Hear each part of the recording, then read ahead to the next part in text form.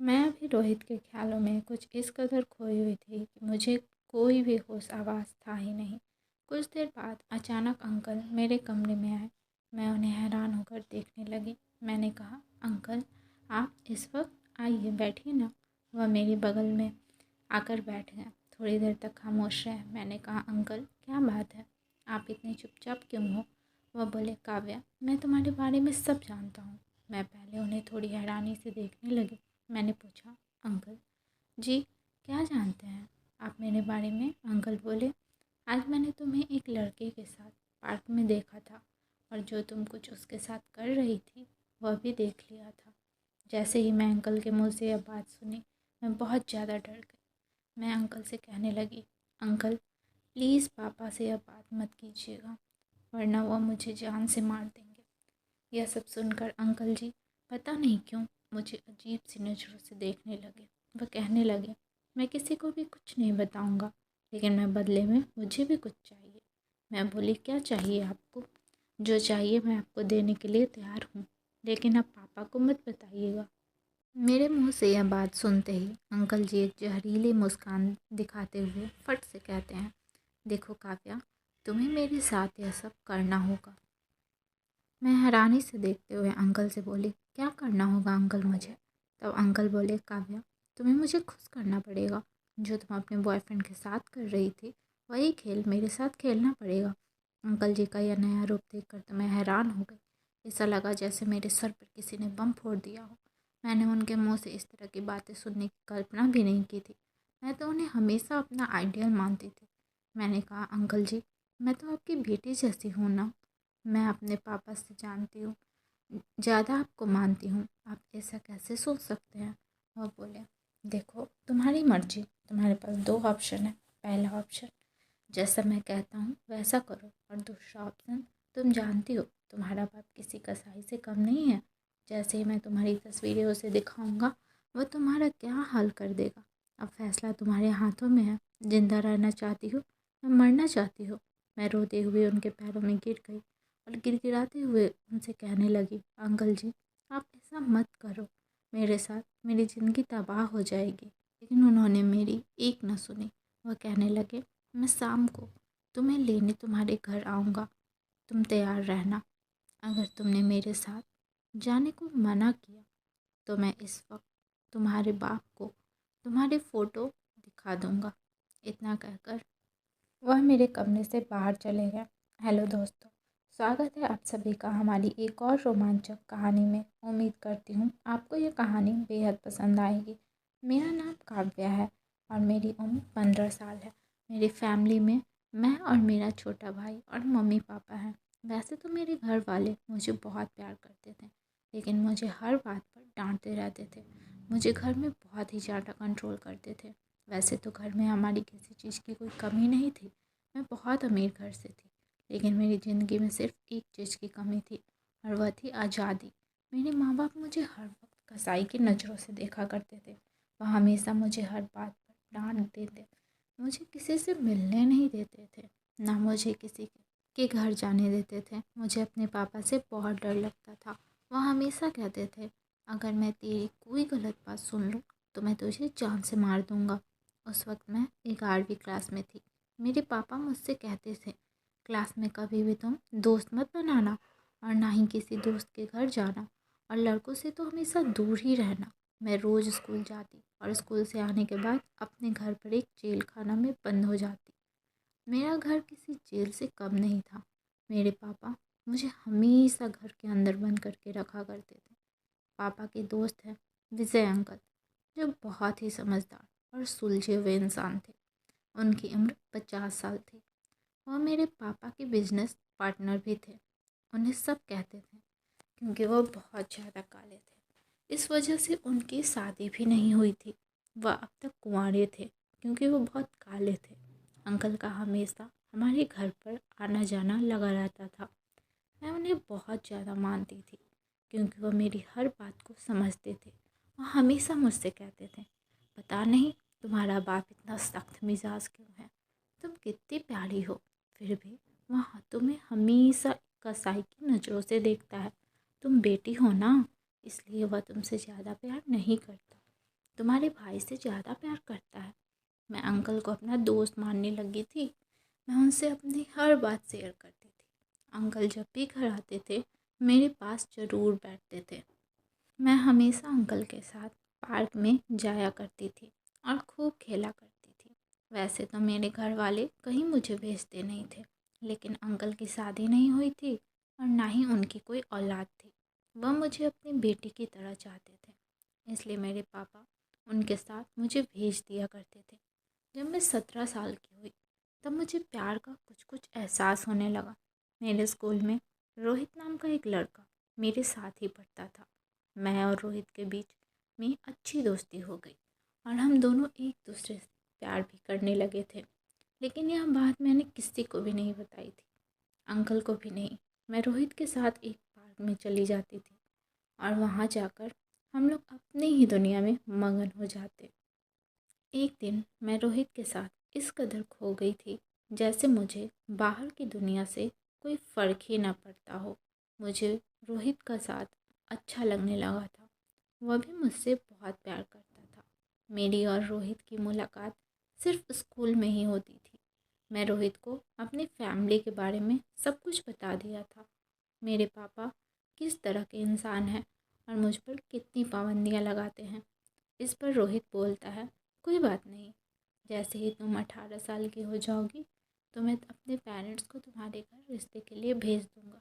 तब तक हम दोनों का अपना रिश्ता छुपाना पड़ेगा, वरना तुम्हारे पापा को पता चला तो वह तुम्हारे साथ कुछ भी कर सकते हैं। एक दिन मैं और रोहित ने स्कूल से जल्दी छुट्टी ले ली और हम दोनों इस पार्क में टहलने चले गए, जिस पार्क में अंकल मुझे ले जाया करते थे। रोहित मेरी गोद में अपना सर रख कर लेटा हुआ था। हम दोनों एक दूसरे में खो गए। तभी अचानक वहाँ पर अंकल आ गए और उन्होंने चुपचाप हम दोनों की फ़ोटो खींच ली और वापस चले गए। मुझे कुछ भी होने का अंदेशा नहीं था। मैं तो यह भी नहीं जानती थी कि मुझे और रोहित को अंकल ने देख लिया है। थोड़ी देर बाद मैं अपने घर लौट आई और रोज़ की तरह अपने कमरे में जाकर बैठ गई। अभी भी मैं रोहित के ख्यालों में इस कदर खोई हुई थी कि मुझे कोई भी होश हवास था ही नहीं। कुछ देर बाद अचानक अंकल मेरे कमरे में आए और मैं उन्हें हैरान होकर देखने लगी। और मैंने कहा, अंकल आप इस वक्त आइए बैठिए। मेरे बगल में आकर बैठ गए और थोड़ी देर तक खामोश रहे। मैंने कहा, अंकल क्या बात है, आप इतने चुप चुप क्यों हो? वह बोले, काव्या मैं तुम्हारे बारे में सब कुछ जानता हूँ। मैं पहले उन्हें थोड़ी हैरानी से देखने लगी। मैंने पूछा, अंकल जी क्या जानते हैं आप मेरे बारे में? अंकल बोले, आज मैंने तुम्हें एक लड़की के साथ पार्क में देखा था।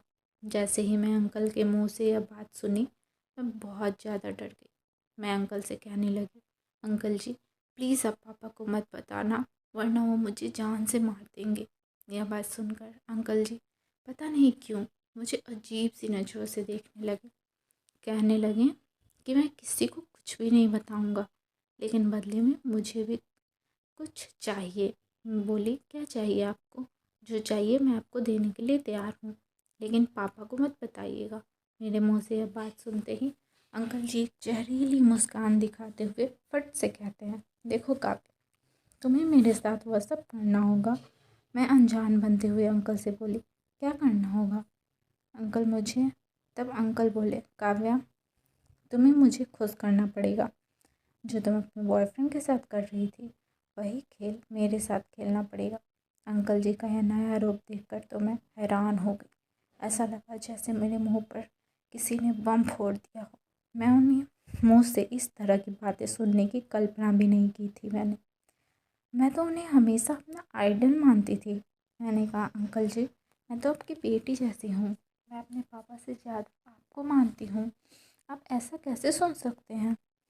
वह बोले, देख लो तुम्हारी मर्जी, तुम्हारे पास दो ऑप्शन है। पहला ऑप्शन जैसा मैं कहता हूँ वैसा करो, और दूसरा ऑप्शन तुम जानती हो तुम्हारा बाप किसी कसाई से कम नहीं है। जैसे ही मैं तुम्हारी तस्वीरों से दिखाऊंगा वह तुम्हें जान से मार देगा। अब फैसला तुम्हारे हाथ में है, जिंदा रहना चाहती हो या मरना चाहती हो? मैं रोती हुई उनके पैरों में गिर गई और गिड़गिड़ाते हुए उनसे कहने लगी, अंकल जी आप ऐसा मत करो मेरे साथ। लेकिन उन्होंने मेरी एक न सुनी। वह कहने लगे, मैं शाम को तुम्हें लेने तुम्हारे घर आऊँगा, तुम तैयार रहना। अगर तुमने मेरे साथ जाने से मना किया तो मैं उस वक्त तुम्हारे बाप को तुम्हारी फ़ोटो दिखा दूँगा। इतना कहकर वह मेरे कमरे से बाहर चले गए। मैं शाम तक अपने घुटनों में सर देकर कमरे में रोती रही। करीब रात के 8 बजे अंकल जी मेरे घर आए और पापा के साथ बैठकर चाय पीने लगे। चाय पीते पीते अंकल मेरे पापा से कहने लगे, यार आज मुझे किसी बर्थडे पार्टी में जाना है। मैं सोच रहा हूँ कि तुम्हारी बेटी काव्या को भी अपने साथ ले जाऊँ। वैसे भी हर वक्त अपने घर में बंद रहती है, तुम तो उसे कहीं बाहर निकलने ही नहीं देते। इस बहाने से वह शायद घूम ले। लेकिन मेरे पापा बोले, हाँ यह तो सच है, मुझे अपनी बेटी का घर से बाहर निकलना बिल्कुल भी अच्छा नहीं लगता, लेकिन तुम्हारे साथ भेजने में मुझे कोई एतराज़ नहीं है। जानता हूँ तुमने बचपन से आज तक मेरी बेटी को अपनी औलाद की तरह समझा है, इसलिए मैं तुम पर भरोसा करता हूँ। तुम जहाँ चाहे उसे ले जा सकते हो। फिर अंकल मेरे पापा से बोले, हो सकता है पूरी रात ना आ पाऊँ, क्योंकि जहाँ पार्टी है वह जगह बहुत दूर है, इसलिए मैं सुबह तक ही आ पाऊँगा। मेरे पापा बोले, कोई बात नहीं काव्या, अगर तुम्हारे साथ है तो मुझे कोई फ़िक्र नहीं है। मैं अपने पापा और अंकल की सारी बातें सुन रही थी, लेकिन मैं कोई भी फ़ैसला नहीं ले पा रही थी। मन तो कर रहा था कि मैं आत्महत्या कर लूँ, ऐसी ज़िंदगी से तो अच्छा मौत भली। थोड़ी ही देर में अंकल मुझे अपने साथ अपने घर ले गए। जैसे ही मैं उनके घर पहुंची, मैं फिर से अंकल से मिन्नत करने लगी, लेकिन उन्होंने मेरी एक ना सुनी। वह कहने लगे, देखो काव्या, तुम मेरी सगी बेटी तो हो नहीं जो मैं तुम पर तरस खाऊं, और वैसे भी तुम मुझे पहले से ही बहुत पसंद थी। मेरी शुरू से ही तमन्ना थी कि मैं तुम जैसी कच्ची कली के साथ हर वक्त गुजारूं। मैं तो मौके की तलाश में था, और देखो वह मौका मुझे मिल गया। वह भेड़िया पूरी रात मुझे नोचता रहा और मैं अपनी किस्मत को कोसती रही। सुबह होते ही उन्होंने मुझे घर छोड़ दिया और जाते हुए कहने लगे, काव्या मुझे कभी ना मत कहना, वरना अंजाम तुम जानती हो। मैं जब भी तुम्हें बुलाऊंगा तुम्हें आना पड़ेगा। इतना कहकर वह मेरे घर से चले गए। मैं दौड़कर अपने कमरे में गई और घुटनों में अपना सर देकर रोने लगी। आज मुझे 2 दिन हो गए थे, मेरे हलक से पानी नहीं उतरा था और न ही मैं कॉलेज गई थी। मेरी माँ कमरे में आई और मुझसे कहने लगी, क्या हुआ, तुम्हारी तबीयत खराब है क्या? तुम 2 दिन से कुछ खा भी नहीं रही हो और ना ही अपने कॉलेज गई, क्या बात है? मैंने रोते हुए अपनी माँ से कहा, जाओ यहाँ से, मुझे अकेला छोड़ दो। वह मेरे ऐसे रवैया को देखकर हैरान हो गई, तुरंत बाहर चली गई। मैंने अपने मन को सोच लिया था कि अब बात मैं किसी को बताऊं या ना बताऊं, लेकिन रोहित को ज़रूर बताऊंगी। मैं उसे धोखे में नहीं रखूंगी। अगले दिन मैं कॉलेज गई तो रोहित मेरे पास आया और कहने लगा, क्या हुआ काव्या, तुम 2 दिन से कॉलेज क्यों नहीं आ रही हो और इतनी चुप चुप क्यों हो? मैं उसे गले लगाकर रोने लगी। वह मुझे चुप करवाने की कोशिश करने लगा। आखिर बात क्या है, तुम इतनी परेशान क्यों हो, मुझे कुछ तो बताओ। मैंने कहा, रोहित अब मैं तुम्हारे लायक नहीं हूँ, भूल जाओ मुझे। अब बोला, यह बहकी बहकी बातें क्यों कर रही हो तुम्हारे साथ ऐसा क्या हुआ है जो तुम मेरे लायक नहीं रही? मैंने उसे बैठकर सब कुछ बता दिया, जो जो अंकल ने मेरे साथ किया। जैसे ही उसने वह बात सुनी, उसका खून खौल उठा। वह गुस्से में मेरे हाथ को खींचता हुआ पुलिस स्टेशन लेकर गया और वहाँ जाकर उसने सारी बात पुलिस वालों को बता दी। पुलिस वाले ने अंकल को गिरफ्तार कर लिया। यह बात मेरे पापा को भी पता चल गई। मुझे लगा मेरे पापा मुझे जिंदा नहीं छोड़ेंगे, लेकिन ऐसा कुछ भी नहीं था। मेरे पास पापा आए, हाथ जोड़कर माफ़ी मांगने लगे और कहने लगे, मैं तुम्हारा गुनहगार हूँ। मैं उस शैतान के हाथों में तुम्हारा हाथ दिया था। मुझे नहीं पता था कि वह तुम्हें किस मकसद से लेकर जा रहा है। अगर मुझे पता होता तो मैं उस वक्त और तुम्हारी इज्जत पर आँच नहीं आने देता। यह बात सुनकर मैं अपने पापा से लिपटकर रोने लगी। मेरे पापा ने रोहित का शुक्रिया अदा किया और वहाँ से चला गया। मैं भी अपने पापा के पीछे पीछे जाने लगी। तभी रोहित ने मेरा हाथ पकड़ा और कहने लगा, काव्या मैं जितना तुम्हें कल चाहता था उतना ही आज भी चाहता हूँ। मेरे लिए तुम उतनी ही पवित्र हो जितना कि पहले थी, इसलिए खुद को कभी अकेला मत समझना। कल मैं अपने मम्मी पापा को तुम्हारे घर रिश्ते के लिए भेजूँगा। काव्या क्या तुम मुझसे शादी करोगी? यह सुनते ही मेरी आंखों में आंसू आ गए और मैंने हाँ में सर हिला दिया। तो दोस्तों, यह थी आज की कहानी। आप क्या कहना चाहोगे काव्या के बारे में? आप क्या कहना चाहोगे रोहित के बारे में? आप क्या कहना चाहेंगे उस शैतान अंकल के बारे में? आपको जो भी राय हो कमेंट सेक्शन में ज़रूर साझा करें। अगर दोस्तों आपको कहानी ज़रा भी पसंद आई हो तो वीडियो को लाइक और